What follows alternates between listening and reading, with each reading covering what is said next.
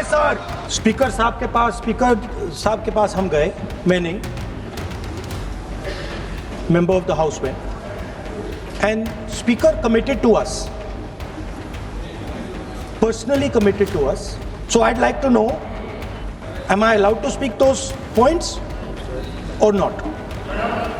मैं इस चीज का पुष्टि करना चाहता हूं कि स्पीकर साहब ने पहल किया था कि अगर सब मान जाए तो सदन चलना चाहिए, और वेणुगोपाल जी की ओर से भी कहा गया है कि हम अपना लीडर ऑफ अपोजिशन से कुछ बुलवाना चाहते हैं। सभा की कार्यवाही कल मंगलवार दिनांक 10 फरवरी 2026 को प्रातः 11 बजे तक के लिए स्थगित की जाती है।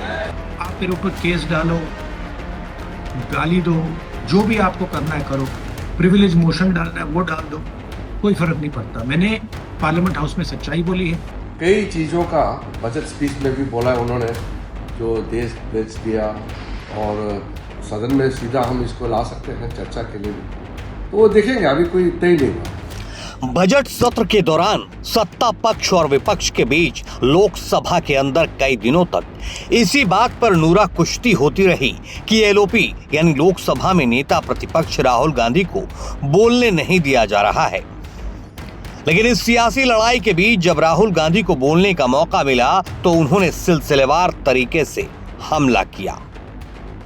लोकसभा में राहुल गांधी के इस भाषण के दौरान केंद्रीय मंत्री हरदीप पुरी का नाम भी सामने आया, जिसके बाद केंद्र की मोदी सरकार ने बिना वक्त गवाए राहुल गांधी के खिलाफ प्रिविलेज मोशन लाने का ऐलान कर दिया। खुद संसदीय कार्य मंत्री किरण रिजिजू ने तब मीडिया के सामने आकर ये बात कही थी। We are going to file a notice, privilege notice, against Sri Rahul Gandhi for misleading the House and also making baseless statement.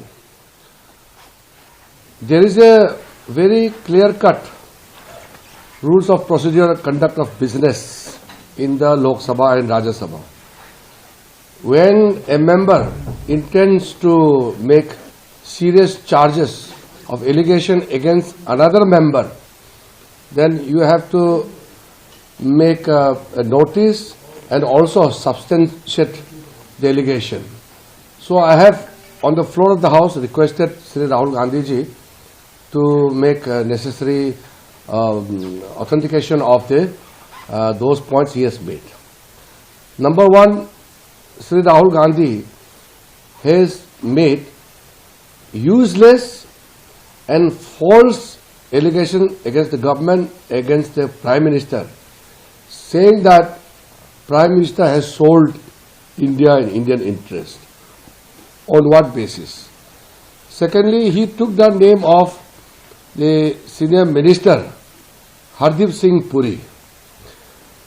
He has made a serious allegation against Hardeep Singh Puri without giving any notice.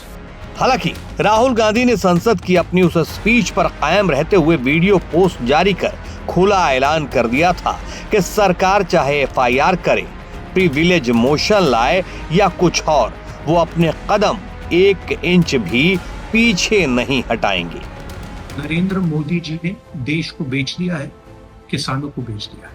आप मेरे ऊपर case डालो, गाली दो, जो भी आपको करना है करो, प्रिविलेज मोशन डालना है वो डाल दो, कोई फर्क नहीं पड़ता। मैंने पार्लियामेंट हाउस में सच्चाई बोली है। आपको सच्चाई अच्छी नहीं लगे वो दूसरी बात है, देश सच्चाई को समझता है। आप कुछ भी करना है कर लो, मैं किसानों के साथ खड़ा हूं, 1 इंच पीछे नहीं हटूंगा। कांग्रेस प्रेसिडेंट खारगे जी, मैं और पूरी कांग्रेस पार्टी, हमारे सब कार्यकर्ता किसानों के साथ खड़े हैं। ये अन्याय हम नहीं होंगे। धन्यवाद। हालांकि राहुल गांधी के इस सख्त तेवर के बाद लगता है कि केंद्र की मोदी सरकार ने इस मामले में अपने कदम पीछे खींचने में ही भलाई समझी। शायद इसीलिए प्रिविलेज मोशन की चेतावनी देने वाले किरण रिजिजू के सुर बदले नजर आ रहे हैं। पहले तो सरकार ने तय किया था कि एक मोशन मूव करेंगे, और राहुल गांधी ने जो नियम तोड़कर और इलीगल तरीके से जो किताब पब्लिश ही नहीं हुआ उसका जिक्र करना, और साथ में कई चीजों का बजट स्पीच में भी बोला है उन्होंने, जो देश बेच दिया और अनाप शनाप बातें की, प्रधानमंत्री जी के बारे में बहुत गलत शब्दों का इस्तेमाल किया।